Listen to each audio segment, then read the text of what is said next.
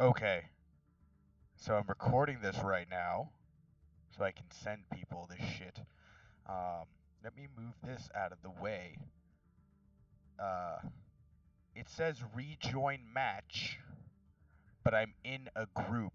He is currently in a comp game, and it's trying to register that I'm supposed to be part of it, but I'm not.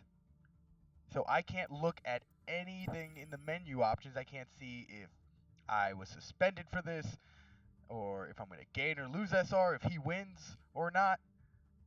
But I am stuck on this menu. I have been clicking this non fucking stop. And that is my life right now. Blizzard, fix your game.